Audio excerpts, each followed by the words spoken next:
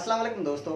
आज हम बात करेंगे हमारी जो कॉन्शियसनेस लेवल्स हैं उनके मुतालिक, और हम ये जानेंगे कि हमारी कॉन्शियसनेस लेवल्स कितनी हैं और हम उससे क्या काम ले सकते हैं, और उनकी पावर क्या है, उनकी ताकत क्या है, और कहाँ तक हम उस कॉन्शियसनेस को अचीव कर सकते हैं, और अपने माइंड की कितनी लेवल्स को हम अचीव कर सकते हैं। तो सबसे पहले मैं आपको बता दूं कि हमारे माइंड के बुनियादी तौर पर दो हिस्से होते हैं। NLP में, न्यूरो लिंग्विस्टिक प्रोग्रामिंग में, एक है हमारा कॉन्शियस माइंड, और दूसरा है हमारा अनकॉन्शियस माइंड। सबकॉन्शियस माइंड और अनकॉन्शियस माइंड को एक ही कैटेगरी में रखा गया है। इसी वजह से इसको कभी अनकॉन्शियस माइंड कहते हैं, कभी इसको सबकॉन्शियस माइंड भी कहते हैं। तो ये दो हिस्से हैं, हमारे पार्ट हैं हमारे माइंड के।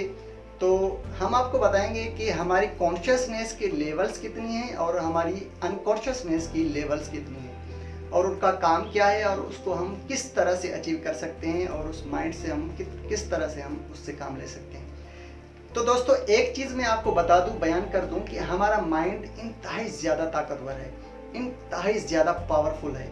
अगर हम अपने माइंड से सही तौर पर काम ले रहे हैं, अगर हम अपने माइंड को सही तौर पर इस्तेमाल करते हैं, तो हम अपने माइंड से बहुत सारी अचीवमेंट जो है हासिल कर सकते हैं। बहुत सारे ऐसे मुस्बत यानी पॉजिटिव काम जो है वो हासिल कर सकते हैं, जो हमारे कामयाबी के लिए इंतहाई ज़रूरी होती हैं।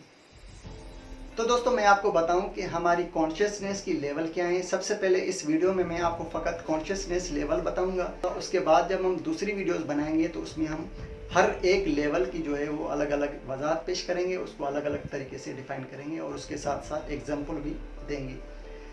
तो सबसे पहले हम आते हैं कॉन्शियसनेस की लेवल्स की तरफ।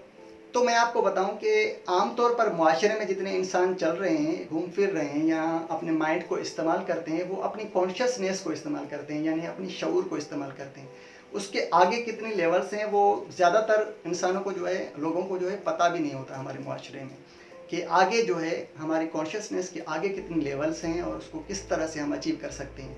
तो दोस्तों, हम जो है कॉन्शियसनेस के दायरे में खड़े हुए हैं, उसकी लेवल पर खड़े हुए हैं। कॉन्शियसनेस के ऊपर जो लेवल है वो है सुपर कॉन्शियसनेस। आपको जितने भी इंटेलेक्चुअल पर्सन मिल जाएंगे, इंटेलेक्चुअल आपको अफराद मिल जाएंगे, यानी जो दानिश्वर किस्म के अफराद होते हैं, वो आप देखेंगे कि बहुत सारे ऐसे कॉम्प्लिकेटेड जो मसाइल होते हैं, डिफ़िकल्ट मसाइल होते हैं, उनको अच्छे तरीके से वो सॉल्व कर देते हैं, उसका सोल्यूशन जल्दी से निकाल देते हैं। वो क्यों ऐसा करते हैं? क्योंकि उनका जो माइंड है वो इस सुपर कॉन्शियसनेस की लेवल पर होता है, और ये सुपर कॉन्शियसनेस को अचीव किए हुए होते हैं। इसी वजह से वो ऐसे मसाइल जो कॉम्प्लिकेटेड होते हैं उनको जल्दी से ही हल कर देते हैं, जल्दी से उसका सॉल्यूशन बता देते हैं।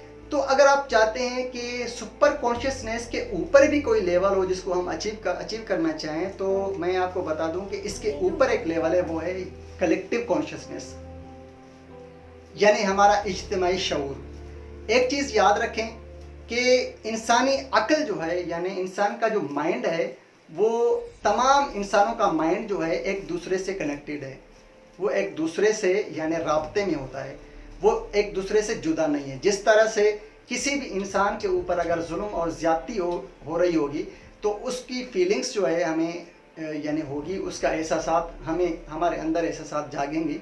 तो इन द सेम वे, जैसे ही हमारा माइंड होता है, जैसे ही किसी और का माइंड होता है, ये दोनों एक दूसरे से कनेक्टेड होते हैं। इसीलिए इसको कलेक्टिव कॉन्शियसनेस कहते हैं। अगर कोई भी इंसान इस कलेक्टिव कॉन्शियसनेस को अचीव कर जाता है, तो वो दूसरे के माइंड में जो प्रोग्रामिंग चल रही है, जो थॉट्स चल रहे हैं, वो एक दो टेक्निक्स के ज़रिए से वो थॉट्स भी पढ़ सकता है, और उसके माइंड में जितनी प्रोग्रामिंग है वो प्रोग्रामिंग भी उसकी पढ़ सकता है, या आगे वो क्या करने वाला है, क्या सोचने वाला है, ये भी वो चीज़ पढ़ सकता है। तो दोस्तों, कलेक्टिव कॉन्शियसनेस को अचीव करने के लिए कुछ टेक्निक्स होती हैं, कुछ एक्सरसाइज होती है, वो अगर कोई आदमी करता है तो वो कलेक्टिव कॉन्शियसनेस को अचीव कर जाता है। तो दोस्तों, अगर आप चाहते हैं कि कलेक्टिव कॉन्शियसनेस के ऊपर भी कोई लेवल हो जिसको हम अचीव करना चाहें, तो मैं आपको बता दूं कि कलेक्टिव कॉन्शियसनेस के ऊपर भी एक लेवल है जो बहुत ज़्यादा ताकतवर है और बहुत ज़्यादा पावरफुल है। वो है कॉस्मिक कॉन्शियसनेस। कॉस्मिक कॉन्शियसनेस यानी हमारा कायनाती शऊर। एक चीज़ और भी मैं आपको बता दूं कि हमारा जो माइंड है, हमारी जो अक्ल है, वो कायनात से भी जुदा नहीं है। इस्लामी नुक्ता निगाह से अगर देखा जाए तो आपको मैं बता दूं कि जनाब आदम अलैहिस्सलाम को जब अल्लाह सुब्हानहू व तआला ने पैदा किया था, तो उसे जब अक्ल अता की गई थी तो उस अक्ल में, उस माइंड में वो सारी इन्फॉर्मेशन जो कायनात की थी वो इन्फॉर्मेशन डाली गई थी और उसे अता की गई थी। यानी उसकी जितनी भी कायनात की कुलियात हैं या उसूल हैं वो उसकी माइंड में जो है दाखिल किए गए थे। तो अब उनकी जुज़ियात को डिस्कवर करना, उसकी जुज़ियात को जानना या उन तक पहुंचना वो हमारा काम होता है, हमारा यानी इंसान का काम होता है। तो मैं आपको बता दूं कि ये कॉस्मिक कॉन्शियसनेस इतनी पावरफुल और ज़्यादा यानी ताकतवर ये लेवल है हमारे माइंड की। अगर कोई भी इंसान इस चीज़ को अचीव कर जाता है तो वो कायनात से राब्ता कर सकता है, कायनात की ऐसी यानी खुफिया चीज़ों को डिस्कवर कर सकता है जो आज तक कोई नहीं कर सका। अगर दोस्तों, अगर आप चाहते हैं कि इस कॉस्मिक कॉन्शियसनेस के ऊपर भी कोई लेवल हो तो एक लेवल है इसके ऊपर जो बिल्कुल बहुत ही ज़्यादा पावरफुल है, वो है परफेक्ट कॉन्शियसनेस। एक चीज़ आपको बता दूं कि ये परफेक्ट कॉन्शियसनेस इस्लामी नुक्ता निगाह के एतबार से फ़कत नबी, इमाम और रसूल के लिए होती है, आम इंसान के लिए नहीं होती। आम इंसान इस चीज़ को अचीव नहीं कर सकता। आम इंसान के पास इतनी पोटेंशियल नहीं है, आम इंसान के पास इतनी ताकत और तवानाई नहीं है कि परफेक्ट कॉन्शियसनेस को वो अचीव कर सके।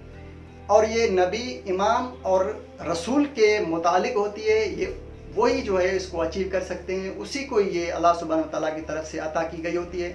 कामिल यानी शऊर, परफेक्ट कॉन्शियसनेस यानी कामिल शऊर वो फ़कत नबी, रसूल और इमाम के पास ही होता है, आम इंसान के पास वो नहीं होता।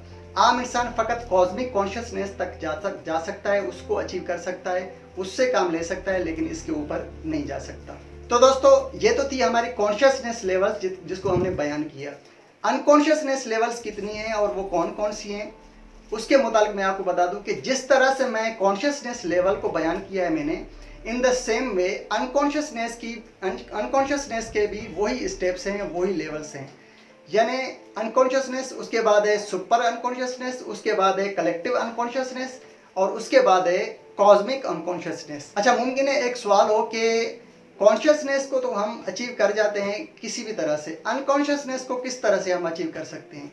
तो मैं आपको बता दूं कि अगर आपने कॉन्शियसनेस के ऊपर अगर सुपर कॉन्शियसनेस को अचीव किया है तो आपकी सुपर अनकॉन्शियसनेस जो है वो ऑटोमेटिकली अचीव हो जाएगी।